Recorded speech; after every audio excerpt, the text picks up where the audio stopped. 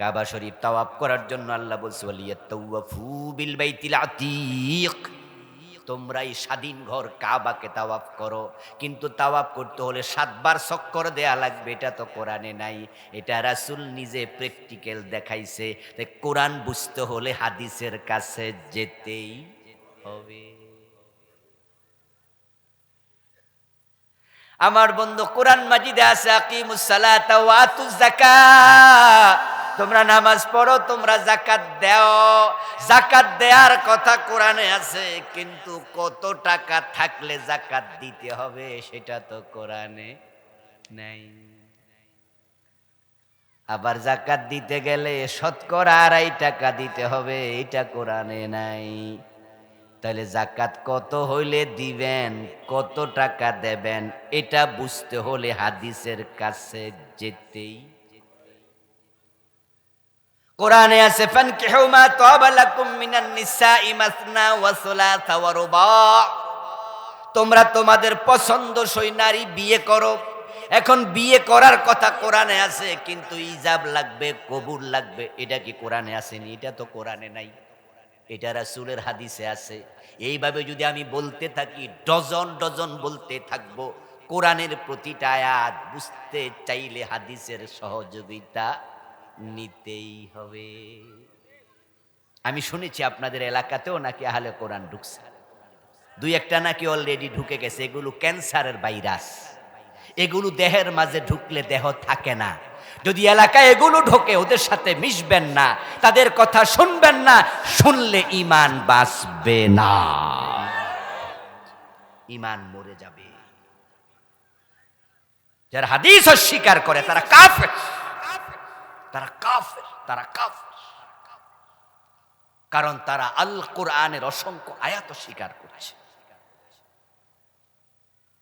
আরেক দল আছে, নিজের নাম দিছে হিজবুত তাওহীদ। ওগুলো কোরআনকে, ইসলামকে বিকৃত করে দিচ্ছে। শুনলাম নাকি এই এলাকায় এই ভাইরাসও ঢুকছে। ওদের ব্যাপারেও সতর্ক করছি, খুব সাবধান। এই দেশে তাদের যে নেতা ছিল, ও বেটা ডাইরেক্ট বিড়ি টানতো, ডাইরেক্ট বিড়ি টানতো। ওদের নামাজ দেখলে আপনি আশ্চর্য হবেন। রাসূলকে ফলো করে নামাজ পড়ে না, নামাজের মাঝে কেরাত পড়ে একবারে ভাষণের স্টাইলে, তারপর রুকু দেয়, এইভাবে সেজদা দেয়। মানে কি যে করে আশ্চর্য হয়ে যাবেন। এবং বেডা বেডি একসাথে চলে, পর্দা করে না, পুরা চেহারা খোলা রাখে, চুল দেখা যায়, ঘাড় দেখা যায়, পিঠ দেখা যায়, অবস্থা বড় খারাপ। ওদের দেহের মাঝে যেই পরিমাণ কাপড় ঢেকে রাখা উচিত, নারীরা সে পরিমাণ কাপড় ঢেকে রাখে। অথচ রাসূলুল্লাহ সাল্লাল্লাহু আলাইহি ওয়াসাল্লামের স্ত্রীদের থেকে আমরা পর্দার বিধানগুলো নেব। কারণ শরীয়তে নারীদের পর্দা কতটুকু দরকার, এটা রাসূল তার স্ত্রীদেরকে শিখিয়েছেন সবার আগে, কন্যাদেরকে শিখিয়েছেন সবার আগে। আমি দেখেছি হিজবুত তাওহীদের মিটিং এ নারী পুরুষ একসাথে বসে আছে। ওরা বলে পর্দা নাকি হালকা, চেহারা খোলা রাখলে অসুবিধা নাই, চুল খোলা রাখলে অসুবিধা নাই। ও দোস্ত, আমি তোমাকে বলি, মা আয়েশার দিকে তাকাও। মা আয়েশা রাদিয়াল্লাহু তাআলা আনহা বলতেছেন, হজের সময় আমরা যখন পুরুষ এবং নারী একসাথে কাবা তাওয়াফ করতাম, তখন আমরা আমাদের চেহারার অংশটুকু নেকাবটা খুলে রাখতাম, সরাইয়া রাখতাম। যখনই পুরুষ আমাদের পাশ দিয়ে যেত, আমরা নেকাব টেনে দিতাম। সহিহ বুখারীতে এসেছে, যুদ্ধ থেকে ফেরার পথে মা আয়েশা রাদিয়াল্লাহু তাআলা আনহা একবার হারিয়ে গিয়েছিলেন। মা আয়েশা রাদিয়াল্লাহু তাআলা আনহাকে রেখে কাফেলা চলে গেছে। তিনি একা একা মরুভূমির মাঝে শুয়ে পড়লেন, ভাবলেন আমাকে খুঁজে যখন পাবে না তখন খুঁজতে আসবে। পিছনে যিনি খুঁজতে আসছিলেন, ওই সাহাবীর নাম ছিল সাফওয়ান ইবনু মুআত্তাল রাদিয়াল্লাহু তাআলা আনহু। উনি সকালবেলায় ভোরবেলায় এসে দেখেন একজন নারী শুয়ে আছে। কাছে আগালেন, কিছুটা আবছা অন্ধকার, কিছুটা আলো। কাছে গিয়ে দেখেন মা আয়েশা। মা আয়েশাকে দেখে তিনি বললেন, ইন্না লিল্লাহি ওয়া ইন্না ইলাইহি রাজিউন। মা আয়েশা বলেন আমার কানের মাঝে একজন পুরুষের কণ্ঠস্বর বেজে উঠল, সাথে সাথে ফাখাম্মারতু ওয়াজহি বিজিলবাবি, আমি আবার চাদর দিয়ে আমার চেহারা ঢেকে নিয়েছি। তাহলে মা আয়েশা থেকে দুটি হাদিস শোনালাম। হজের সময় পুরুষরা যখন আমাদের সামনে দিয়ে যেত আমরা নেকাব টেনে নিতাম। সাফওয়ান যখন আমাকে সেখানে পড়ে থাকতে দেখে ইন্না লিল্লাহ পড়ল, আমার জেলবাব দিয়ে আমার নেকাব দিয়ে ঢেকে নিলাম চেহারা। তাহলে মা আয়েশার জীবনে চেহারা ঢাকার হাদিস, আর তারা কয় চেহারা ঢাকা লাগবে না, এবং ঘাড় দেখায়, চুল দেখায়। আমার দোস্ত, বিভ্রান্ত হওয়া যাবে না।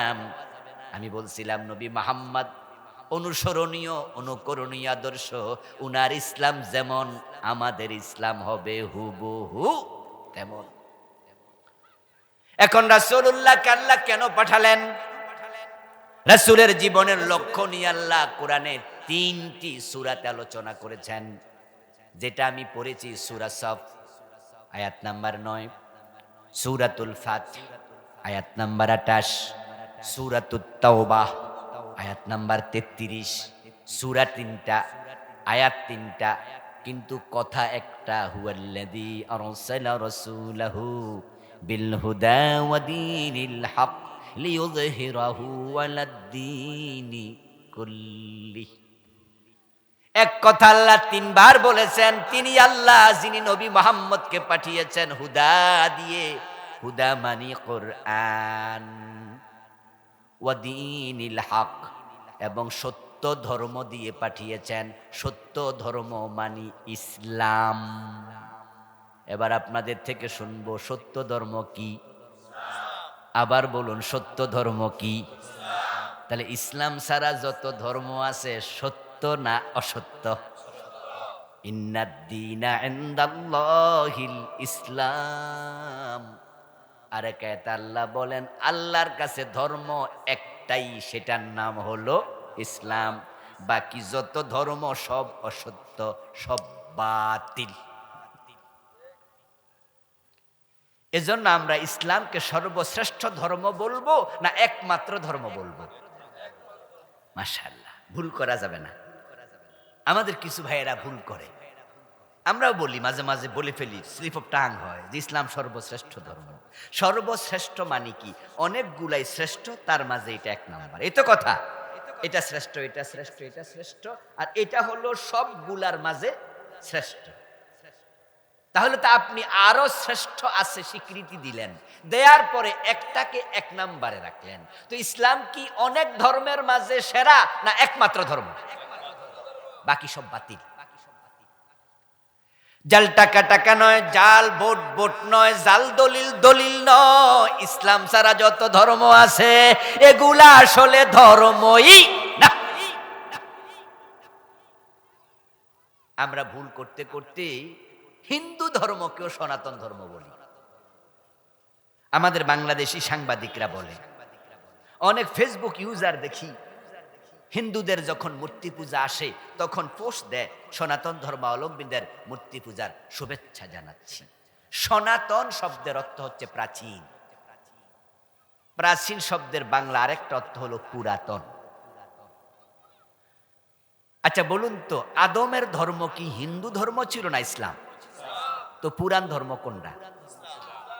আচ্ছা, এর সে কি পুরান আরেকটা ছিল? পৃথিবীর প্রথম মানুষকে, চুপ থাকেন না, শীত লাগে তো, জোরে কথা বলে শীত যাইব গা, বলেন প্রথম মানুষকে। আদমের ধর্ম কি হিন্দু ধর্ম? কি ছিল? তাহলে সনাতন ধর্ম কোনটা হবে? ডেফিনিট ইসলাম, নিঃসন্দেহে পুরাতন ধর্ম ইসলাম। আদম আলাইহিস সালামের যুগে মূর্তি পূজাই ছিল না, শীশ আলাইহিস সালামের যুগে মূর্তি পূজাই ছিল না। মূলত মূর্তি পূজা শুরু হয়েছে নূহ আলাইহিস সালামের যুগ থেকে। এর আগে শত শত বছর চলে গেছে, তখন পৃথিবীতে কোনো মূর্তি ছিল না। ও প্রিয় ভাইয়েরা, হযরত আদমের ধর্ম হলো 1 নাম্বার ধর্ম পৃথিবীর। উনার ধর্ম ইসলাম ছিল। ইব্রাহিম আলাইহিস সালামের ধর্মের নাম কি? মিল্লাত আবিকুম ইব্রাহিম হুয়া সাম্মাকুমুল মুসলিমিন। ইব্রাহিমকে মুসলিম বলা হয়, তিনি মুসলিম নাম রেখেছেন আমাদের, তিনি নিজেও ছিলেন মুসলিম। আল্লাহ তাআলা বলছে ক্বালা লাহু রাব্বুহু আসলিম ক্বালা আসলামতু লিরাব্বিল আলামিন। ইব্রাহিম আলাইহিস সালামের সন্তান ছিল হযরত ইসমাঈল, হযরত ইসহাক। ইসহাকের সন্তান ছিল হযরত ইয়াকুব। ইয়াকুব আলাইহিস সালামকে বলা হয় ইসরাইল, উনার সন্তানদেরকে বলে বনি ইসরাইল। ওই বনি ইসরাইলের নবী মূসা, বনি ইসরাইলের নবী ঈসা। তো ইব্রাহিমের ধর্ম যদি ইসলাম হয়, নবী মূসার ধর্ম ছিল ইসলাম। হুয়া সাম্মাকুমুল মুসলিমিন। হযরত ইব্রাহিম তো আমাদের নাম রাখছে মুসলিম। তাহলে ইব্রাহিম তার পরবর্তী সন্তানদেরকে বলছে, এই তোরা সবাই মুসলমান। তো উনার সন্তান তো হযরত ইসহাক, ইসহাকের ছেলে ইয়াকুব, ইয়াকুবের পরবর্তী প্রজন্ম মূসা, ঈসা। তো তাদের বাপদাদা যদি মুসলিম হয়, তারা মাঝখান দিয়ে ইহুদি হবে কেমনে, খ্রিস্টান হবে কেমনে? এই জন্য মূলত তাদের ধর্মটাও ছিল ইসলাম। পরবর্তীতে ওরা নিজেদেরকে নাসারা পরিচয় দিত, মুসলিম পরিচয় দিত না। এটা তারা কোপাল ফোরা। যেমন বাংলাদেশে আমরা সবাই বলি আমরা মুসলিম, কিন্তু যারা কাদিয়ানি তারা ডিরেক্ট নিজেদেরকে মুসলিম বলে না, তারা বলে আহমদিয়া মুসলিম। জানেননি আপনারা? জানেননি? যারা কাদিয়ানি তারা নিজেদেরকে কি বলে? তারা আহমদিয়া মুসলিম জামাত। আচ্ছা, আমরা যেখানে যারা আছি, আমরা কি নিজেদেরকে মুসলিম ছাড়া কিছু বলি? আমরা বলি আমরা মুসলিম। কিন্তু কাদিয়ানীদের কপাল ফোরা, তারা নিজেদেরকে শুধু মুসলিম পরিচয় দেয় না, সরে গেছে। ওই খ্রিস্টানরাও তাই, ইহুদিরাও তাই। তাদের নবী মূসার ধর্ম ইসলাম, খ্রিস্টানদের নবী ঈসার ধর্ম ইসলাম। ইব্রাহিমের সন্তান তারা। এজন্য আল্লাহর কাছে পৃথিবীতে ধর্ম একটাই, সেটার নাম হলো ইসলাম। ইসলাম যদি নূহ নবীর ধর্ম হয়, ইসলাম যদি আদম নবীর ধর্ম হয়, তাহলে সনাতন ধর্ম হিন্দু কেমনে হলো? বরং আমরা প্রপাগান্ডা শিকার। অতি ব্যবহার হতে হতে হতে হতে অনেক সময় দেখা যায় অসত্য কথাও সত্যে পরিণত হয়ে যায়। এখন ইসলাম আমাদের ধর্ম। নবী মুহাম্মদ সাল্লাল্লাহু আলাইহি সাল্লামকে সত্য ধর্ম ইসলাম নিয়ে আল্লাহ পাঠালেন, কোরআন নিয়ে পাঠালেন। এবার তিনি বলছেন কেন পাঠাইছি শোনো। কারণ হলো লিইয়ুযহিরাহু আলাদ্দীনি কুল্লি। আমি আল্লাহ চাই আমার নবী এ কোরআন এবং ইসলাম নিয়ে পৃথিবীতে যাবে, যাওয়ার পরে কোরআন এবং ইসলামকে সব ধর্মের উপরে বিজয়ী করে দিবে। যত মত আছে, পথ আছে, আইন আছে, চিন্তা আছে, আদিয়ানে বাতেল আছে, সমাজে যা আছে সবটার উপরে আমার নবী ইসলামকে বিজয় করবে। সুবহানাল্লাহ। দ্বীনের বিজয় ছিল নবী মুহাম্মদের জীবনের একমাত্র লক্ষ্য। قال رسول الله صلى الله عليه وسلم الاسلام يعلو ولا يعلى। রাসূল বলে ইসলাম বিজয়ী হতে এসেছে, ইসলাম পরাজিত হতে আসে নাই। ইসলাম পরাজিত হতে আসে। এই জন্য যত নবী ইসলাম নিয়ে এসেছেন, হয়তো শহীদ হয়েছেন, না হয় বিজয়ী হয়েছেন। সুবহানাল্লাহ পড়েন। হয়তো শাহাদাত, না হয় বিজয়। আপনি তাকিয়ে দেখেন নবী সুলাইমানের দিকে। ইসলামকে তিনি এস্টাবলিশ করেছেন, তিনি রাষ্ট্রপ্রধান ছিলেন। উনার কথা শুধু মানুষ না, জিনেরা পর্যন্ত শুনেছে। পিপিলিকা পর্যন্ত নবী সুলাইমানের কথা শুনত। জিন আর পিপিলিকা পাখি নয়, এক পাখি তো সুলাইমানের মজলিস থেকে ছুটি না নিয়ে চলে গেছে। ওই পাখির নাম ছিল হুদহুদ। ওই হুদহুদ পাখি যখন ছুটি নেয় নাই, হযরত সুলাইমান বলেছিলেন লাআযবাহান্নাহু, হে কেন ছুটি নিল না? আসলে আমি জবাই করে দেব, অথবা আমার কাছে উপযুক্ত কারণ দর্শাতেই হবে। পাখি উনার কথা শুনতো, শুধু পাখি জিন পিঁপড়া নয়, ওয়ালি সুলাইমানার রি, আল্লাহ কোরআনে বলে আমি বাতাসকেও সুলাইমানের অনুগত করে দিয়েছি, বাতাসও নবী সুলাইমানের কথা শুনতো। তাজরি বি আমরিহি, তাজরি বি আমরিহি, বাতাস সুলাইমানের কথায় চলতো। সুলাইমান নবীর বাবার নাম ছিল দাউদ আলাইহিস সালাম। নবী দাউদের দিকে তাকান, তিনি ইসলামকে এস্টাবলিশ করেছিলেন। দাউদ ছিলেন প্রেসিডেন্ট, দেশের রাজা। জালুতের মতো জালেমকে তালুত হত্যা করেছে, ইসলামকে প্রতিষ্ঠিত করেছেন। নবী মুহাম্মাদের দিকে তাকান, আবু জেহেল শেষ, নবী মুহাম্মদ 10 বছর মদিনার প্রেসিডেন্ট। 8ম হিজরিতে মক্কা সহ বিজয়ী হয়েছে, পুরা অঞ্চলে নবী মুহাম্মদ নেতৃত্ব দিয়েছে। ইসলাম পরাজিত হতে নয়, শাসন করতে এসেছে। আবু বকর, ওমর, ওসমান, আলী রাদিয়াল্লাহু তাআলা আনহুম 30 বছর অর্ধ দুনিয়া চালাইছে। এবার আপনাদের কাছে আমার প্রশ্ন, সুবহানাল্লাহ তো অনেক কইলেন, এবং আলোচনা শুনে ইসলামের সৌন্দর্য দেখে নিজের কাছে একটু গর্ব গর্ব লাগছে। সেই ইসলামের অনুসারী আমি একজন মুসলিম, সেজন্য আমি গর্বিত। কিন্তু প্রশ্ন, 53 বছরের বাংলাদেশে ইসলাম কি বিজয়ী না পরাজিত? আল্লাহর কাছে এই জন্য কি আপনাদের দাঁড়াতে হবে না? জবাব দিতে হবে না? হ্যাঁ, যদি এদেশে হিন্দুর সংখ্যা বেশি হতো, ইহুদি খ্রিস্টান বৌদ্ধের সংখ্যা বেশি হতো, তাহলে আমরা আল্লাহকে বলে দিতাম যে আল্লাহ আমরা পারিনি, আমরা পারিনি, সংখ্যালঘু ছিলাম। কিন্তু এখানে 92% নাকি মুসলমান। কি জবাব দেবে? আল্লাহর হাবিব সাল্লাল্লাহু আলাইহি ওয়াসাল্লামের নবুয়তের জীবন ছিল 23 বছর, সাহাবীর সংখ্যা ছিল 1.25 লাখ। তো 1.25 লক্ষ সাহাবী নিয়া 23 বছর নবুয়তের জিন্দেগিতে ইসলামকে যদি বিজয় করতে পারেন, আমরা তো মুসলমান আছি 16 কোটি। আমাদের কামটা কি? রাসূলুল্লাহর জীবনের লক্ষ্য যে দিনের বিজয়, এটা তো অনেক হুজুরে কয় না, অনেক ইমামে বলে না, অনেক বক্তাই বলে না, অনেক পীর সাহেবই ওয়াজ করে না। এই 3 আয়াত শুধু আমি একা পড়ি নাই, সব হুজুররা পড়ে তো আলেম হইছে। রাসূলের জীবনের লক্ষ্য দিনের বিজয়, এই ওয়াজ সমাজে না থাকার কারণে দিন বিজয় হয় না। সব হুজুরেরা যদি দিন বিজয়ের পক্ষে কথা বলতো, দিনের বিজয় হতে 6 মাসও লাগবে না। কারণ 92% মুসলমান তো রেডি আছে, ওদের কাছে তো ইসলাম নতুন করে পৌঁছানোর প্রয়োজনই নাই। তারা তো মুসলিম পরিচয় দিয়ে গর্ববোধ করে।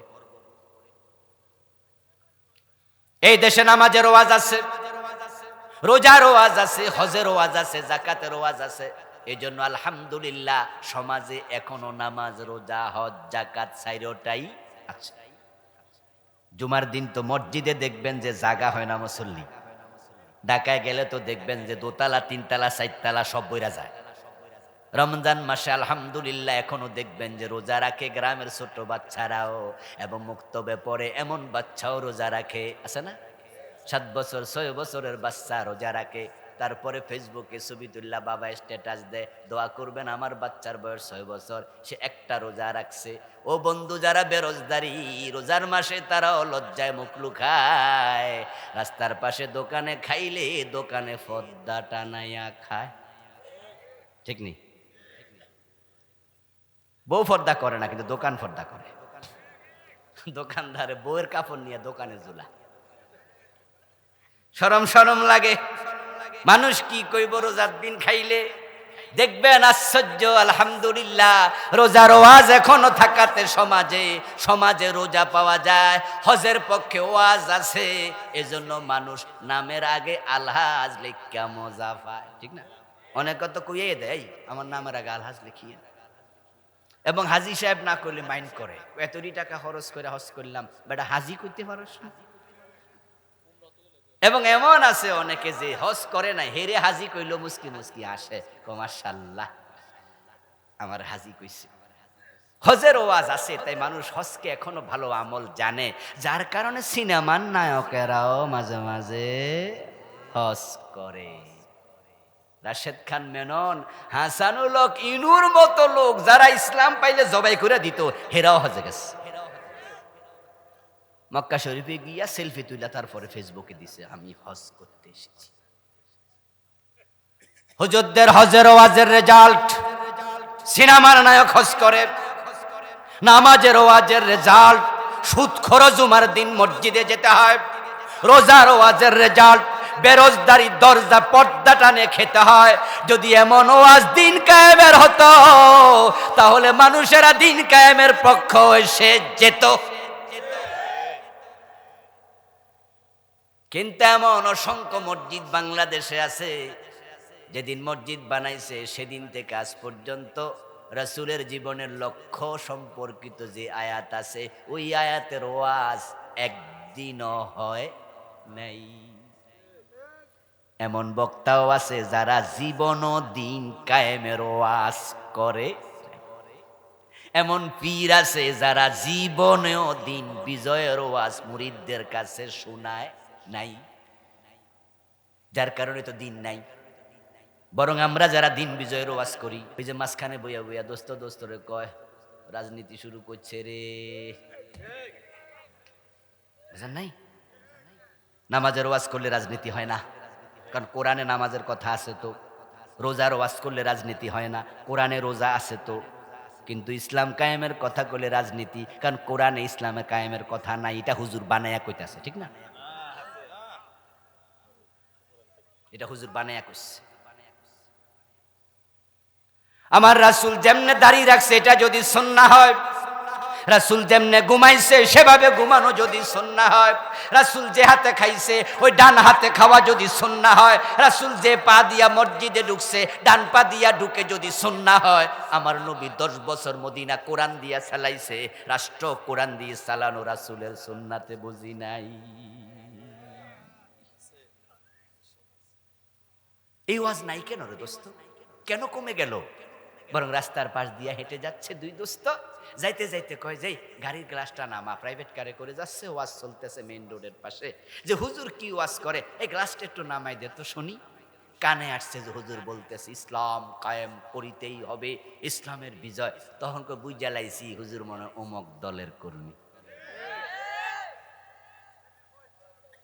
তাহলে দিন কায়েম ইসলামের বিজয় আপনি একটা দলের হাতে তুলে দিছেন তো। এই এক দলের হাতে তুলে দেওয়ার কারণে 53 বছর বাংলাদেশ হয়ে গেল, ইসলাম কায়েমের কোনো লক্ষণ নাই। আমরা সবাই মিলে যদি শুরু করে দেই, এদেশে দিন বিজয় কেউ ঠেকাতে পারবে না। সবাই মিলে করতে হবে, সবাই মিলে। ওয়াতাসিমু বিহাবলিল্লাহি জামিআ ওয়ালা তাফাররাকু, এটা সবাই মিলে করতে হবে, সবাই মিলে। আনাকিমুদ্দিন ওয়ালা তাতাফাররাকু, আলাদা হলে হবে না। এখন সকলে কেন বলে না? কোরআনে তো আছে, তারা বলে না। না বলার কারণ আছে বন্ধু, আমরা রাসূলের সুন্নাহ মানি না তা নয়, আমরা সবাই সুন্নাহ মানি। দাড়ি আছে, টুপি আছে, পাজামা পাঞ্জাবি পরছি, পাগড়ি মেসওয়াক আছে। সুন্নাহ না মানলে কি আর শীতের মাঝে ফজরের নামাজ পড়ি? হ্যাঁ, সুন্নাহ মানি ততক্ষণ সুবিধা আছে, বিপদ আছে যেখানে। এই যে আপনাদের কিশোরগঞ্জ জজকোর্ট আছে, আসেনি? জজকোর্টে 2-1 ম্যাজিস্ট্রেট 5 ওয়াক্ত নামাজ পড়ে, জজ নামাজ পড়ে, এমন 2-4 অফিসার আছে না? জোহরের নামাজ পড়ার জন্য জজকোর্ট মসজিদে গেল। যাওয়ার পরে ইমাম সাহেব 2 রাকাত পড়ার পরে আত্তাহিয়াতু পড়তে ভুলে গেছে বসতে। উনি বরং আল্লাহু আকবার কইয়া খাড়াইতে শুরু করছে। যখন ইমাম সাহেব 2 রাকাত পড়ে না বসে দাঁড়াইতে থাকে, আমরা মুক্তাদিরা কি দাঁড়াই না লোকমা দিই? আমরা পিছন দিয়ে সতর্ক করি। আচ্ছা, মুক্তাদিরা যখন লোকমা দেয়, জজ সাহেব লোকমা দেয় নাই? উনিও ভাবছে যে হুজুর এটা করলো কি, এখন তো বইতই, হুজুর যে খাড়াই যায়, উনিও লোকমা দিস। 2 রাকাত পড়ার পরে রাসূল বসেছেন। মাসালা হলো 2 রাকাত পড়ে বসে 4 রাকাত বিশিষ্ট নামাজ আর তাহিয়াতু পড়তে হবে, এটা ওয়াজিব। এই জন্য রাসূলের তরিকা মতো হয় নাই, হুজুরে লোকমা দিল। হুজুরও মনে পইরা গেল ভুল করছি, হুজুরও বসে গেল। তারপরে আত্তাহিয়াতু পড়ে খাড়াইলো, তারপর 2 রাকাত পড়ে নামাজ সুন্দরভাবে শেষ করলো। নামাজের পরে এবার হাকিম সাহেব আদালতে গেল, চেয়ারে গিয়ে বসলো, চুরির মামলার রায় দিল। রায় দেওয়ার সময় রাসূলের আইনে, আল্লাহর আইনে চোর ধরে হাত কাটার রায় দেয়া ওয়াজিব না ফরজ? উনি নিশ্চয়ই হাত কাটার রায় দিছে। তো হুজুর রেজো লোকমা দিল। কিছুক্ষণ আগে জজ সাহেব না হুজুরের লোকমা দিল। আচ্ছা, হুজুর কি ফরজ ছাড়ছিল না ওয়াজিব? আর উনি ছাড়ছে কোনটা? গুরুত্ব কোনটার বেশি? হ্যাঁ, কারণ আছে। উনিও চোরের হাত কাটার রায় দেবে না। এবার বলুন তো, হাকিম সাহেব যেখানে রায় শোনায় ওখানে হাকিম সাহেব একা না আরো লোক আছে? বাদী মুসলমান, বিবাদী মুসলমান, সাক্ষী মুসলমান, আসামি মুসলমান, পুলিশ দাঁড়ায় আছে হ্যান্ডকাফ হাতে নিয়ে, হেরাও মুসলমান। সংবাদ লেখার জন্য কলামিশরা, সাংবাদিকরা দাঁড়ায় আছে, হেরাও মুসলমান। ইমাম যখন ভুল করেছে তখন সবাই লোকমা দিছে, হাকিম যখন ভুল করেছে, ও হাকিম আপনি ভুল আইন দিলেন কেন? চোর ধরে হাত কেটে দেন, কোরআনে আছে। এই লোকমা কয়জনে দিছে? তো হুজুরে সোজা পাইছেন? চাচাকে হুজুরে নরম পাইছে। আসলে তো সব লোকমা হুজুরের সামনে কেন? হুজুর ওয়াজিব ছাড়লে হুজুরে যদি লোকমা দেন, ওই বেড়া তো ফরজ ছাড়ছে, এখানে লোকমা দরকার আছে না নাই? যান এবার হাকিমের কাছে। ও হাকিম সাহেব, আপনি তো আজকে জোহরের নামাজে হুজুরে লোকমা দিছিলেন ওয়াজিব ছাড়ার কারণে, আপনি চোর ধরে হাত কাটলেন না কেন? এটা তো ফরজ। হাকিম জবাব দেবে, মিয়া আমার চাকরি খাইতে আইছো কেন? যদি আমি চোর ধরে হাত কাটার আইনটা এখনই দেই, এখনই ডিগ্রি দেই যে তার হাত কেটে দাও, আসরের আগে চাকরি, উল্টা রাষ্ট্রদ্রোহ মামলায় পড়ার সম্ভাবনা আছে। তাই আমিও রাসূলের হাদিস বুঝি, সুন্নাহ বুঝি, কোথায় লোকমা দিতে হয় বুঝি, কিন্তু চাকরি ছাড়ার ঝুঁকিতে যাবো না। সুন্নাহ মানবো ততক্ষণ বিপদ নাই যতক্ষণ এখানে বিপদ আছে। কিসের সুন্নাহ?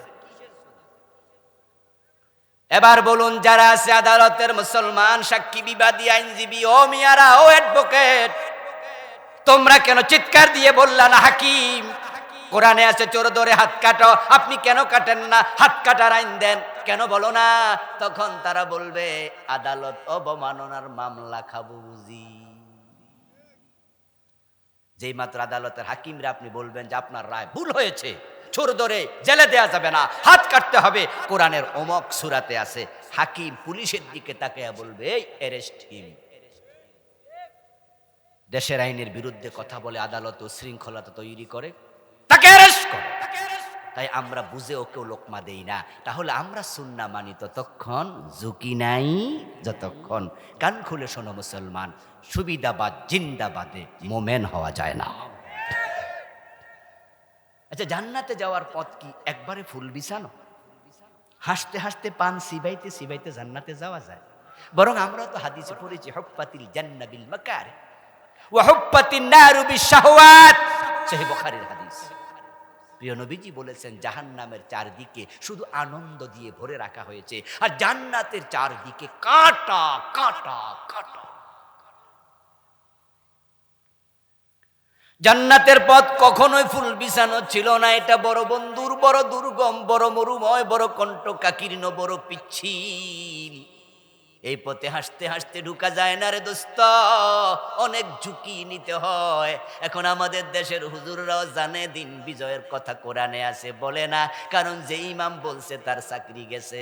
আল্লামা সাইদির দিকে তাকায়া দেখছে জেলে গেছে, মামুনুল হকের দিকে তাকায়া দেখছে হক কথা বলাতে বউ দিয়া দর্শনের মামলা করছে। এখন হুজুর বোঝে দিন কায়েমের কথা বলে পাশের এলাকার অমুক হুজুর 3 বছরের জেলখানায়, 10টা মামলার আসামি, ফেরারি আসামি। এখন দিন কায়েমের কথা বইলা আমি বুঝি ঝুঁকিতে পড়ব। এজন্য হুজুররা শুধু নামাজ রোজার ওয়াজ পর্যন্তই আছে। ও দোস্ত, হাসতে হাসতে জান্নাতে যেতে কেন চাও, কেন চাও, কেন চাও? যদি আরামে আরামে জান্নাতে যাওয়া যেত, নবী ইব্রাহিম অগ্নিকুণ্ডে নিক্ষিপ্ত হওয়া লাগতো না, মূসা নবী দেশ থেকে হিজরত করা লাগতো না। নবী মুহাম্মদের দিকে তাকায় দেখো, দাঁত নাই। হযরত ইমাম হুসাইনের দিকে তাকায় দেখো, কল্লা নাই। রাসূলের চাচা হামজার দিকে তাকাও, হামজার কলিজা নাই।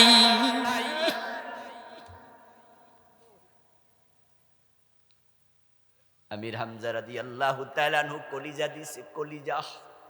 হিন্দা বুক কেটে কলিজা বের করে কাঁচা চাবাইছে, বেলালের গলায় রশি লাগায়া টানছে। হোসাইন ইয়াজিদের বিরুদ্ধে দাঁড়াইছে, তাই কল্লা দেয়া লাগছে। ইয়াজিদ তো রাষ্ট্র ক্ষমতা দখলে করে নিছিল, হোসাইন তার বিরুদ্ধে কেন দাঁড়ালেন?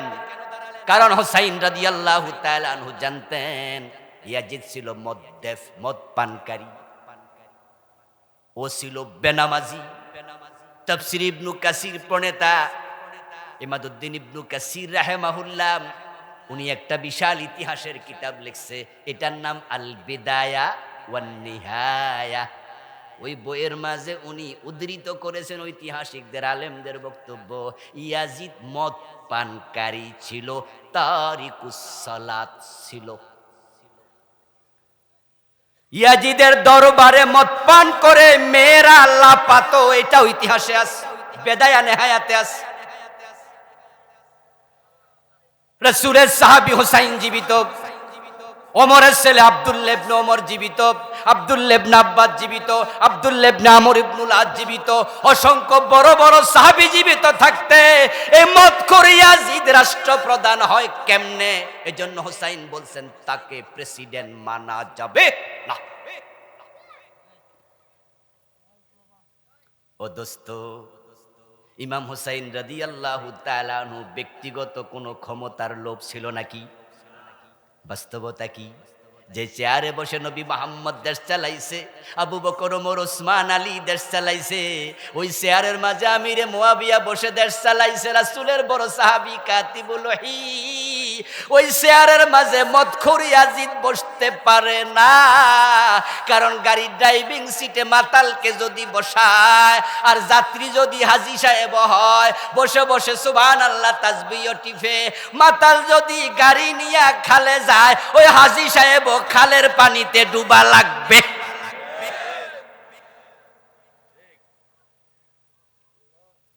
এখন আপনি জীবনে ঝুঁকি নেবেন না যে দিন কায়েমের কথা বললে মামলা খাওয়া লাগে, হামলায় পড়া লাগে, বিপদে পড়া লাগে।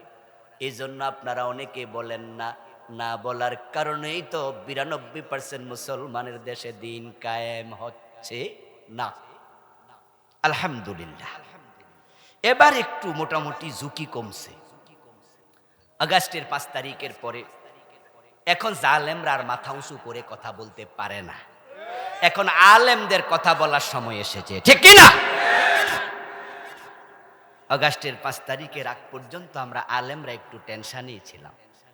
বাংলায় প্রবাদ ছিল, চোরের মনে পুলিশ পুলিশ, কিন্তু গত 15 বছর এই প্রবাদ উল্টে হুজুরের মনে ঢুকে দিচ্ছে। এজন্য আমরা বক্তারাও তো মাহফিল আসার আগে ভাবতাম যাওয়ার সময় অ্যারেস্ট হই না, আসার সময় হই না, মাহফিল চলাকালে হই, কওয়া তো যায় না। তাই আমরাও ভাবতাম পুলিশ পুলিশ পুলিশ পুলিশ, ছোট হুজুর বড় হুজুর, আলিয়ার হুজুর কৌমের হুজুর, রাজনীতি হুজুর রাজনীতি সারা হুজুর, মোটামুটি কারোরে ছাড়ে নাই।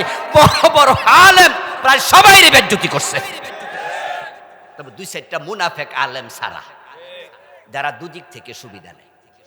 তারা আওয়ামী লীগ সরকারের আমলও সুবিধায় ছিল, এরা বর্তমান সরকারের আমলও সুবিধায় আছে, কারণ ওরা দুই দিকেই মুখ রাখে। কিছু মুনাফেক ছাড়া, যেমন আপনাদের এই কিশোরগঞ্জে একটা মুনাফেক আছে, এটার নাম ফরিদউদ্দিন মাসউদ।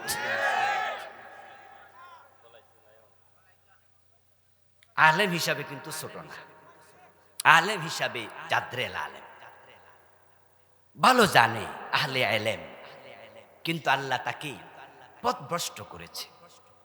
সে এতটাই পথ হারা হয়েছে যে শাহবাগের মোড়ে নাস্তিকদের সাথে হাত মিলাচ্ছে। আর কত নিচে নামবে, কতটা নিচে নামবে, আর কি করলে একজনকে পথভ্রষ্ট না বলে থাকা যায়? এই জাতীয় কিছু সুবিধাবাদী আলেম ছাড়া বাকি কেউ বাঁচে নাই।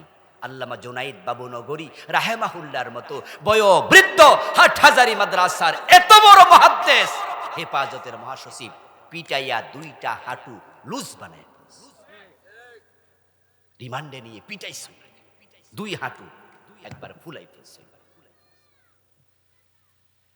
আমার দোস্ত আলহামদুলিল্লাহ, অগাস্ট বিপ্লবের পরে এসে 5 তারিখের পর থেকে আজকে 3.5 মাস 4 মাস তো পার হয়ে গেল নাকি? আলহামদুলিল্লাহ 4 মাস পার হয়ে আরো কয়েকদিন হলো, 4 মাস 5 দিন 6 দিন হয়ে গেল। এই 4 মাসের মাঝে বাংলাদেশের সীমানায় কোনো আলেম অ্যারেস্ট হয় নাই, বরং এখন কষ্টে আছে হাসানুল হক, রাশেদ খান মেনন, রাম এবং বামেরা, তাদের দালালেরা, দোসরেরা, যারা বাংলার দুশ্মন ইন্ডিয়ার সাথে সম্পর্ক রেখে বাংলাদেশকে যারা কারাগার বানিয়েছিল, তারা এখন মাথা নিচু করে আছে। আল্লাহ এখন আমাদের সুযোগ দিয়েছে। এখন যেহেতু আমরা সুযোগ পেয়েছি, দিন বিজয়ের জন্য এখন কথা বলা দরকার আছে না নাই? যদি এখনো চুপ থাকেন তাহলে আল্লাহর কাছে জবাবটা কি দেবেন? কথা সবাই বলেন, সবাই বলেন, সবাই বলেন। দিন যদি বিজয় হয়, নামাজের আজান লাগবে না, আইন হয়ে যাবে সংসদে, আজান হওয়ার সাথে সাথে দোকান বন্ধ করতেই অনুচ্ছেদ করা হবে। মূল আইন নামাজের সাথে আজানের সাথে সাথে দোকান বন্ধ করো। এবার অনুচ্ছেদ নাম্বার ক, যদি দোকানদার দোকান খোলা রাখে তাহলে তার লাইসেন্স বাতিল করা হবে। খ, ওই দোকানদারকে 7 দিনের জেল দেয়া হবে। ঘ, দোকানে যদি কোনো কাস্টমার পাওয়া যায় তাকেও একই শাস্তিতে দণ্ডিত করা হবে। যদি আপনি আইন করে দেন তাহলে কটিয়াদি বাজারে আজানের পরপর যদি সকল মুসল্লি, সকল দোকানদার দোকান বন্ধ করে মসজিদের দিকে দৌড়াতে থাকে, এক এক মসজিদে 3 বার 5 বার জামাত হওয়া লাগবে, মুসল্লি জায়গা দেওয়া লাগবে না। الذين إن مكناهم في الأرض أقاموا الصلاة وآتوا الزكاة وأمروا بالمعروف ونهوا عن المنكر। এটা আল্লাহর অর্ডার। আমি ইসলামী রাষ্ট্র যখন কোথাও দেই 4টি কাজ করতে হবে। আল্লাহ বলে 1 নাম্বার, নামাজ কায়েম করো। ইমাম আবু হানিফা, শাফি, মালিক, আহমদ ইবনে হাম্বল রাহিমাহুমুল্লাহ 4 ইমাম ঐক্যমত, কোন বালেগ নামাজ না পড়িলে প্রমাণিত হলে তাকে জেলে দিতে হবে। ইমাম শাফি রাহিমাহুল্লাহ বলছেন জেলে দেওয়ার আগে কিছু পিটুনি দিতে হবে। আমার প্রিয় ভাইয়েরা, নামাজের জন্য তাবলীগের ভাইয়েরা কত কষ্ট করলো, কত ওয়াজ করলো, কিন্তু বাজারে গেলে দেখবেন যে মসজিদে নামাজ চলে, ঠিক মসজিদের পাশের চা দোকানে টেলিভিশন চলে। মসজিদে নামাজ চলে, পাশের দোকানে চা দোকানে বসে বসে বিড়ি টানতেছে এমন মুসলমান আছে না নাই? নামাজ মন গড়া ইবাদত, মন চাইলে পড়লাম, মন চাইলো পড়লাম না। দিন বিজয় হলে নামাজ না পড়ে থাকার কোনো অনুমতি মুসলমানের থাকবে না। দিন যদি বিজয় হয়ে যায় তাহলে দেশটা সোনার বাংলায় পরিণত হতে বেশি দিন লাগবে না রে দোস্ত।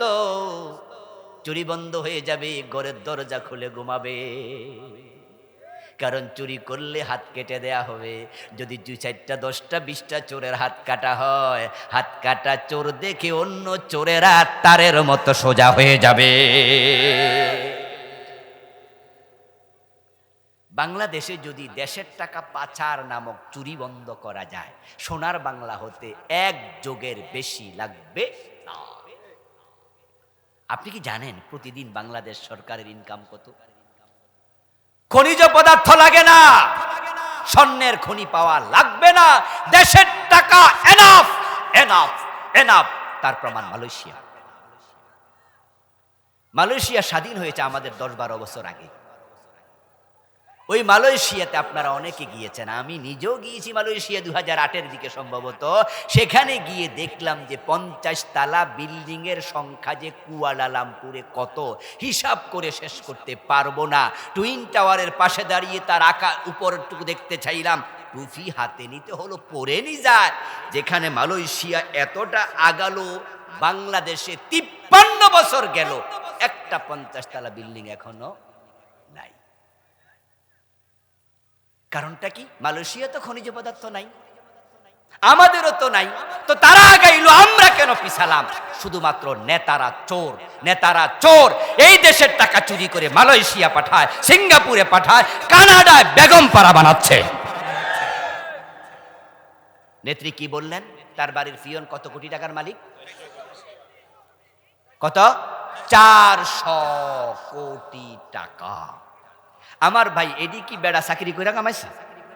কার টাকা? আপনাদের টাকা। আচ্ছা, এই যে মোবাইলে আপনারা 100 টাকা যখন ফ্লেক্সি লোড করেন, মোবাইলে যখন আপনি ঢুকান, সাথে সাথে 15 টাকা ভ্যাট সরকার নিয়ে যায়। আমার বন্ধু দাউদকান্দি হয়ে কত গাড়ি প্রতিদিন মেঘনা ব্রিজ পার হয়, প্রতি গাড়িতে টোল, এক দিন কোটি কোটি টাকা। যমুনা ব্রিজে আসে প্রতিদিন কোটি কোটি টাকা। আপনি যখন খরচ কিনেন তখন আপনাকে দিতে হয় ভ্যাট, যখন আয় করেন তখন দিতে হয় ট্যাক্স। আপনি জমির দলিল করতে যান, আপনি কারেন্ট ব্যবহার করতে যান, প্রায় জায়গাতে আপনাকে সরকারকে মোটা অঙ্কের টাকা দিতে হয়। একদিন কোটি কোটি টাকা রাজস্ব আয় হয়। এই টাকাগুলো দেশে যদি কাজে লাগতো, সোনার বাংলা হতে বেশি দিন লাগতো না। যেমন মালয়েশিয়া আগাইছে, বাংলাদেশও আগাতে পারতো। কিন্তু কেমনে আগাবেন? আমাদের নেতৃত্ব ওই মাহাতির মোহাম্মদের মতো সৎ হতে পারে নাই। পিয়ন যদি 400 কোটি টাকার মালিক হয়, বাড়িওয়ালা কত কোটি টাকা খাইছে? শুধু এসালম গ্রুপ ইসলামী ব্যাংকের 18টি শাখা থেকে নাকি টাকা পাচার করেছে 80,000 কোটি।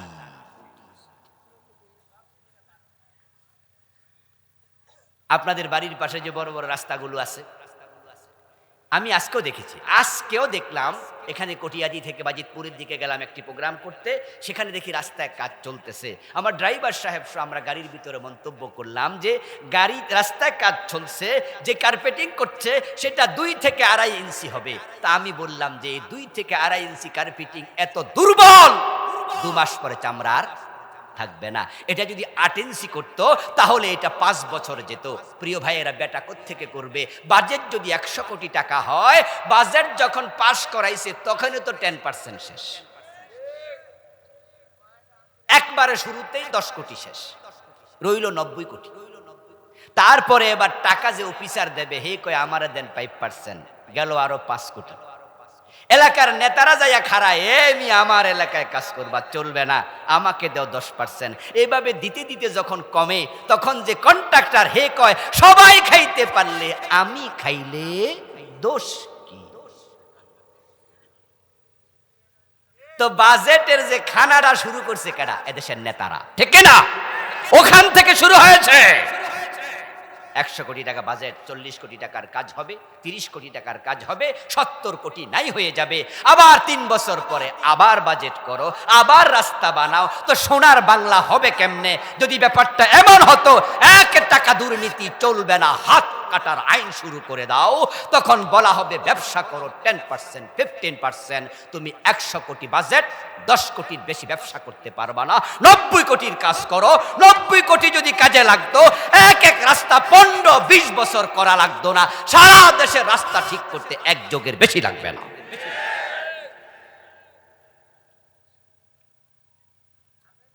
এই দেশটা সত্যি সোনার বাংলা। আমি বলি মাঝে মাঝে, আমাদের কবি রবীন্দ্রনাথ ঠাকুর কবিতা লিখছেন, আমার সোনার বাংলা আমি তোমায়।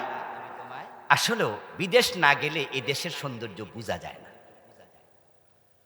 কোন কবি লিখেছে আমি জানি না, নামটা আমার জানা নাই। তিনি লিখেছেন, এমন দেশটি কোথাও খুঁজে পাবে না কো তুমি, সকল দেশের রানী সেজে আমার জন্মভূমি।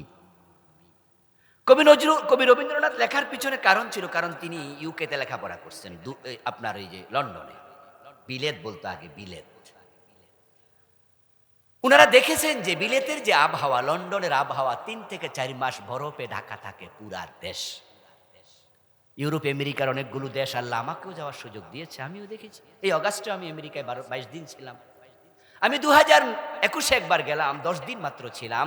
এত ঠান্ডা যে আমার নাকের ভিতরে রক্ত জমে গেছে। আমি বাংলাদেশি ভাইদেরকে বললাম যে ভাই এত ঠান্ডা সহ্য করেন কেমনে? বলে হুজুর ঠান্ডা তো এখনো আসেই নাই, মাত্র শুরু। আপনি যদি থাকেন ডিসেম্বরের 15 পর্যন্ত দেখবেন ঠান্ডা কাকে বলে। 2.5 থেকে 3 ফিট বরফ জমে যাবে। আমেরিকার 50টি অঙ্গরাজ্যের মাঝে 30 থেকে 35টি 3 মাস 4 মাস 5 মাস বরফে ঢাকা থাকে। ফল ফসল কিচ্ছু হয় না, গাছের কোনো পাতা থাকে না। ওই দেশ পৃথিবীর সেরা আমেরিকা হয়ে গেল। আর আমার দেশে 12 মাসে ফসল হয়, ফল ফলাদি হয়। এই দেশে আম খেয়ে আমের বিচি ফেলে দেবেন রাস্তার পাশে, 15-20 দিন পরে গিয়ে দেখবেন চারা উঠে গেছে, 1 মাস পরে গাছ হয়ে গেছে, 2 বছর পরে নিজে নিজে আম ধরতেছে, 1 টাকা খরচ লাগে না, এমনি ফল জন্ম নেয়। আর সৌদি আরবে, দুবাইতে, কাতারে গাছের তলা গিয়ে দেখবেন যে পাইপলাইন আছে, সকালে একবার পানি দেয়, সন্ধ্যা আবার পানি দেয়। পানি না দিলে গাছ বাঁচে না। এই দেশের আবহাওয়া আল্লাহর নিয়ামত। এই দেশটা তলাবিহীন ঝুরি হওয়ার কথা ছিল না। একটা লাউ পচে গেছে, রাস্তার পাশে ফেলে দিয়েছেন, একটা কাকে এসে খেয়েছে, ওই কাক লাউকে লাউর বিচি পায়খানা করছে। আবার যেখানে পায়খানা করছে দেখবেন যে ছাদের আগার মাঝে লাউ গাছ আইলো করতে রে, ওই যে কাকের পায়খানা থেকে হয়ে গেছে, লাউ ধরতেছে। এই হলো আবহাওয়া। এমন সোনার বাংলা পিছাবে কেন?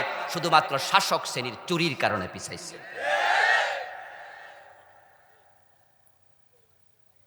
যারা আপনারা দেশের সমৃদ্ধি চান, উন্নতি চান, আল্লাহর কোরআনের আইনে হাত কাটার ব্যবস্থা দরকার আছে না নাই?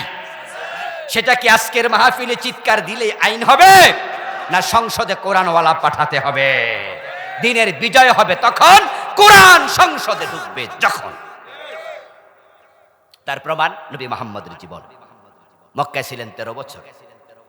এই 13 বছরে মক্কায় ইসলাম বিজয় হয়নি, কারণ মক্কার সংসদ দারুন নাদওয়াতে তারা রাসূলকে কোরআন নিয়ে ঢুকতে দেয় নাই। وقال الذين كفروا لا تسمعوا لهذا القرآن, বরং মক্কার সংসদ দারুন নাদওয়াতে তারা সিদ্ধান্ত নিয়েছে মুহাম্মদ যেখানে কোরআন পড়বে সেখানে কোরআন শুনতেও যাওয়া যাবে না। ওয়ালগাউ ফি, দ্বিতীয় সিদ্ধান্ত নিছে কোরআনের আয়াত মক্কার সংসদের সিদ্ধান্ত আল্লাহ শোনায়। দ্বিতীয় সিদ্ধান্ত হলো যেখানে কোরআন তেলাওয়াত হবে, আলোচনা হবে, গন্ডগোল লাগাতে হবে। গত 15 বছরে যেমন গন্ডগোল লাগাইছে আর বিভিন্ন জায়গায় মাহফিল বন্ধ করে দিত না। আমারও তো 4-5 বছর দেয় না, 1 কোটি দিয়ে মাহফিল, এবং আপনাদের এখানে মাহফিল করতে যাওয়ার পথে তো আমার অ্যারেস্ট করছে। কত জোরের কত মাহফিল কত জায়গায় বন্ধ করে দিছে। ওদের চরিত্রের সাথে আবু জেহেলের চরিত্রের মিল আছে। যাক, পরবর্তীতে আপনাদের জনাব নূর মোহাম্মদ সাহেব আইজিপি, তিনি যখন এমপি হলেন তখন তিনি এসে আমাদেরকে আবার অনুমতি দিলেন যে মাহফিল করেন। কিন্তু যে বেটা বন্ধ করছিল এই বেটা এখন পাতলা পানি খাইতেছে। এগুলো আল্লাহর ধরা। কার ধরা? এগুলো আল্লাহর ধরা। আমার প্রিয় ভাই নবী মুহাম্মদকে 13টি বছর মক্কায় কষ্ট দিছে। রাসূলুল্লাহ হিজরত করে মদিনায় গেলেন। যাওয়ার পথে তিনি ভাবছেন, আচ্ছা মদিনায় যদি আমি হিজরত করে পৌঁছি, গিয়ে দেখি মদিনার সংসদে আরেক আবু জেহেল দাঁড়িয়ে আছে, সে লাঠি নিয়ে দাঁড়িয়ে আছে, আমাকে ঢুকতে দেয় না। তো হিজরত করে লাভ কি? চোর ধরে হাত কাটার জন্য কোরআন তো আইনে পরিণত করা লাগবে। এটা তো ব্যক্তির কাজ না, এটা রাষ্ট্রের কাজ, ঠিক কি না? আমি কিভাবে করব? দিন কায়েম কিভাবে করব?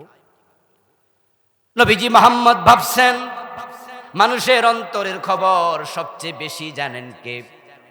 আমার আল্লাহ জিব্রাইলকে পাঠায়া দিলেন, যাও জিব্রাইল আমার নবীকে দোয়া করতে বলো, ওয়াজআললি মিন লাদুনকা সুলতানান নাসীরা ওয়াকুর রাব্বি আদখিলনি মুদখালা সিদকিন ওয়া আখরিজনি মুখরাজা সিদক ওয়াজআললি মিন লাদুনকা সুলতানান নাসীরা।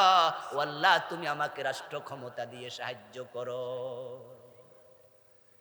এটা কোরআনের আয়াত। রাসূলুল্লাহ আল্লাহর কাছে দোয়া করলেন, দোয়া সাথে সাথে কবুল। মদিনায় পৌঁছতে দেরি, আউস খাজরাজ, বনু নজির, বনু কুরাইজা, বনু কাইনুকা সবাই মিলে একসাথে বলল, এখন থেকে আপনি মদিনার প্রেসিডেন্ট। রাসূল কোরআন নিয়ে মদিনার সংসদে ঢুকলেন, কোরআনের আইন হয়ে গেল। মক্কায় হয়নি, কারণ কোরআন নিয়ে সংসদে ঢুকতে পারেনি। মদিনা ইসলাম বিজয় হয়েছে, কোরআন নিয়ে সংসদে রাসূল ঢুকেছে। এবার আপনারা বলুন তো, এই কথাগুলোর দ্বারা আমি বুঝাতে চাইলাম বাংলাদেশে দিনের বিজয় চাইলে এ কোরআনকে সংসদ ভবনে ঢুকানো দরকার আছে না নাই? আপনারা রাজি আছেননি? রাজি আছেননি? কোরআনকে সংসদে ঢুকানো দরকার আছে না নাই? এবার সুযোগ এসেছে, সুযোগ এসেছে। প্রধানমন্ত্রী পালিয়ে গেল, মন্ত্রী পরিষদ পালিয়ে গেল, 300 এমপি পালিয়ে গেল, তাই তাদের সাথে সংশ্লিষ্ট সংবিধানের ধারাগুলো নিজে নিজে মুলতবি হয়ে গেল। তাই তো অন্তর্বর্তীকালীন সরকার ভাবছে যে সংবিধান নিয়ে কিছু করতে হবে। অলরেডি ওনারা সার্চ কমিটি করেছে, বিভিন্ন জনের সাক্ষাৎকার নিচ্ছে, পত্র পত্রিকায় কথা আসছে, বুদ্ধিজীবীরা কেউ বলছে সংস্কার করো সংবিধান, এটা দিয়ে চলবে না, সংস্কার করতেই হবে। কেউ কেউ বলছে নো, রিরাইট করো, নতুন সংবিধান লিখো। যেহেতু কথা উঠেছে, আমরা 92% মুসলমান, আমরা মাথা তুলে যদি দাঁড়িয়ে বলতে পারি ডক্টর কামালের লেখা এ বস্তা পচা ধর্ম নিরপেক্ষ 53 বছর যে সংবিধান শান্তি দিতে পারেনি সেটা ফেলে দাও, সেটা দরকার নাই, কোরআনকে সংবিধান বানাও, বলার সুযোগ আছে না নাই? সুযোগ আছে না নাই? আপনি বলেন। বিজয়ের মালিক তো আল্লাহ। আস-সাইয়্যু মিন্না ওয়াল ইতমামু মিনাল্লাহ। কেউ কেউ মুস্কি মুস্কি হাসছেন, বলছেন যে হুজুর এত সোজা, এত সোজা। হ্যাঁ, আমিও বলি এত সোজা নয়, এত সোজা নয়। অনেকে আবার আছে যে হুজুর কথা ঠিক, কোরআন যে লাগবে এটা তো আমরাও বুঝি, আমরা মুসলমান না হুজুর, কোরআনই তো সংবিধান। তো আসেন এবার ইসলামের পক্ষে ভোট দেন। হুজুর আপনারা একটু আগাইয়া সারেন, আমরা আসি, তবে এবার না, পরের বার। আচ্ছা, যদি আপনি এরকম আমাদেরকে আগাইতে দেন, আপনি পিছাইয়া থাকেন, আমরা আগানোর পর ইসলাম কায়েম হলো না, আমরা সামনে যাচ্ছি, অসুবিধা নাই, আজরাইল আসলে আল্লাহর কাছে গিয়ে বলবো আল্লাহ তোমার আইনের পক্ষে ছিলাম, কিন্তু আপনি জবাব দিবেন কি?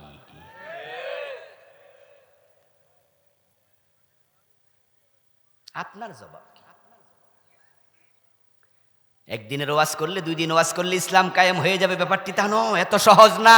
কিন্তু আমরা আজকে 5ই আগস্টের পরে পরিবেশ পেয়ে ভাববেন না যে হুজুররার কণ্ঠ এখন একটু আওয়াজ বেশি হয়, মনে হয় যেন হুজুররা ভাবছে কি দেশ স্বাধীন পেয়ে গেছে। আমি বলি নো দোস্ত, এই কথাগুলো আমরা গত 15 বছরও বলেছি, সামান্য কেয়ার করি নাই। আমরা বলেছি। কেন বলেছি? কারণ এমনও তো হতে পারে মৃত্যু আমার হয়ে যাবে আজকেই, আল্লাহর সামনে হাজির হওয়ার পরে বলতে তো পারবো আল্লাহ আমার নবীর জীবনের লক্ষ্য যাহা ছিল আমার লক্ষ্য আমি তাই বানিয়েছি। রাসূল বলেছে আমার মতো যারা জীবন সাজাবে, আমার সুন্নাহ ফলো করে, আমার সাথে জান্নাতে যাবে। আল্লাহর জান্নাত পাওয়ার প্রয়োজনে কোরআন বিজয়ের পক্ষে কাজ করা দরকার আছে কিনা? করবেন না, আপনি ফেলবেন। এই জন্য আসুন প্রিয় ভাইয়েরা, বাংলার সবুজ ভূখণ্ডে আমরা দিন বিজয়ের চেষ্টা করি। আর এবার কিন্তু দাঁড়ালে হয়ে যেতেও পারে, পরিবেশ কিন্তু এবার পজিটিভ, ঠিক কিনা? হতেও পারে ইনশাআল্লাহ। আমি তো বলি কোরআন কায়েম যদি হয়ে যায়, হিন্দুরও ক্ষতি নাই, বিএনপি আওয়ামী লীগ দূরের কথা, ওরা তো সবই মুসলমান। কোরআন কায়েম হলে কি হিন্দুর ক্ষতি আছে? বৌদ্ধের ক্ষতি আছে? আর আপনারা তো মুসলমান, আপনি উল্টা চলবেন কেন? আপনাদের কোনো ক্ষতি নাই, বরং সবার কল্যাণ এতে আছে। হিন্দুর ঘরে মুসলমান চোর ঢুকে যদি চুরি করে, আল্লাহর আইনে মুসলমান চোরের হাত কেটে দেয়া হবে। কোরআন কায়েম হওয়ার পরে হিন্দুরা ঘরের দরজা খুলে ঘুমাতে পারবে। হিন্দুর সুন্দরী মেয়ের চরিত্রের গ্যারান্টি রাষ্ট্র দেবে, রাষ্ট্র, নিরাপত্তা রাষ্ট্র। হিন্দুর সুন্দরী মেয়ে মাথায় সিঁদুর দিয়ে স্বামীর বাড়িতে যাবে, হিন্দুর সুন্দরী মেয়ে কলেজ ইউনিভার্সিটিতে পড়তে যাবে। যদি কোনো মুসলমানের ছেলে তার গায়ে হাত দেয়, জেনা করে, দর্শন করে, ইসলামী আইন তাকেও রেহাই দেবে না। নিরাপত্তা হিন্দু বৌদ্ধ পাবে। আর আপনারা তো মুসলমান। আমাদের এই ভূখণ্ড আল্লাহর অশেষ দান, চারদিকে ইন্ডিয়া, মাঝখানে আমরা।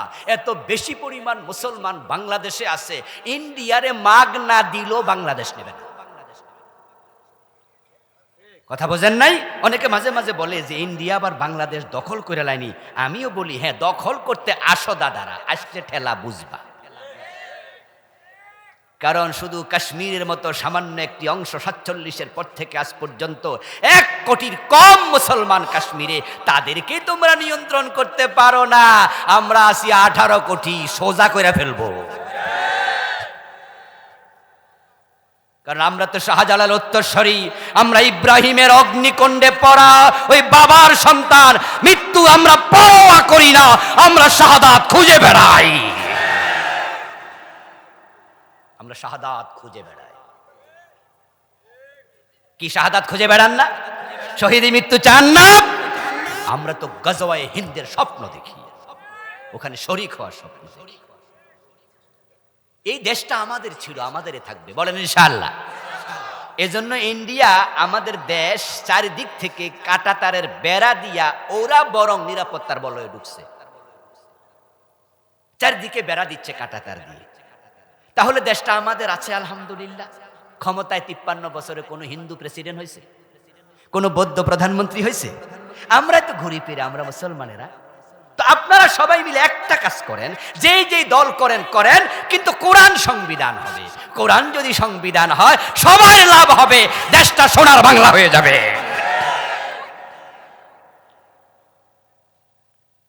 যারা দেশের হাজার হাজার লক্ষ কোটি টাকা বিদেশে পাচার করছে, যদি এবার একটু আইন বানাইয়া দইরা 100-200 হাত কেটে দেন, আগামী 40 বছর নেতারা ঠান্ডা পানি খাবে, দেশের টাকা চুরি করবেন। ঠেলার নাম বাবাজি। মায়ের উপরে মায়ের পাগল পর্যন্ত সোজা হয়ে যায়। এই জন্য ইসলাম শুধু ওয়াজ করে না, ইসলামে আইন আছে না নাই? ওয়াজ করলে যদি চোর ভালো হয়ে যেত, রাসূল মুহাম্মদ চোর ধরে ধরে 5 মিনিট ওয়াজ করে দিত, হাত আর কাটতো না। হযরত ওমরের চেয়ে কি আমরা কেউ বেশি ওয়াজ জানি? তো ওয়াজ করলে যদি মদখোর ভালো হয়ে যেত, উনার ছেলে আবু শাহমাকে উনি 80 বেত দিতেন না, ওয়াজ করে ছেড়ে দিতেন। এই জন্য ওয়াজের সাথে সাথে আইনের দরকার আছে কিনা। 100 বছর পুরাতন মসজিদ এই কিশোরগঞ্জে আছে, 150 বছর আগের মসজিদও আছে, খুঁজলে পাবেন। ওই মসজিদে কতদিন পর্যন্ত ইমাম নামাজ পড়ায়? সে বানানোর পর থেকে ইমাম কি একজন না, চেঞ্জ হয়েছে? কথা বলেন না ভাইয়েরা, ইমাম পরিবর্তন হয়েছে কিনা? কিন্তু মাগরিবের নামাজ কি 3 রাকাত পরিবর্তন হয়েছে? ক্ষমতায় বিএনপি আসবে, আওয়ামী লীগ আসবে, জাতীয় পার্টি আসবে, নেজাম ইসলাম আসবে, হেফাজত আসবে, জামাত আসবে, যেই আসুক, কোরআনকে সংবিধান বানায়া দেন, কোরআন মানতে সবাই বাধ্য হবে। কোরআন যখন চালু হয়ে যাবে, প্রধানমন্ত্রীও চুরি করবে না, করলে তার হাতও কেটে দেয়া হবে। শান্তির পলগু ধারা সমাজের পরতে পরতে প্রবাহিত হবে। শান্তি এমন ভাবে আসবে, অর্ধ দুনিয়ার সম্রাট ওমর গাছতলায় ঘুমাতেন, বডিগার্ডের প্রয়োজন ছিল না। দেশের টাকা যদি লুটপাট না হয়, চুরি না হয়, ডিম আর 12 টাকা দিয়ে কিনে খেতে হবে না, সয়াবিন তেল 250 টাকায় কিনতে হবে না। মৌলিক চাহিদা রাষ্ট্র পূর্ণ করবে। যখন দেশে অ্যাভেলেবেল টাকা থাকবে, মূল কাজে সরকার ভর্তুকি দেবে, গরিব থাকবে না। ওমরের জামানায় ভিক্ষুক পেত না খুঁজে, জাকাত বিভাগের কর্মচারী টাকা নিয়ে ঘুরত, জাকাত খাওয়ার লোক আর ছিল না। এটা সেই ইসলাম, এটা সেই ইসলাম। এই জন্য আসুন না, নবী মুহাম্মদ সাল্লাল্লাহু আলাইহি সাল্লামের জীবনের লক্ষ্য দিনের বিজয়, আমরাও আমাদের জীবনের লক্ষ্য বানাবো দিনের বিজয়। আল্লাহ তৌফিক দান করুন, বলি আমিন। হাদা মা ইনদি ওয়াল ইলমু ইনদাল্লাহ, আলাইহি তাওয়াক্কালতু ওয়া ইলাইহি উনীব।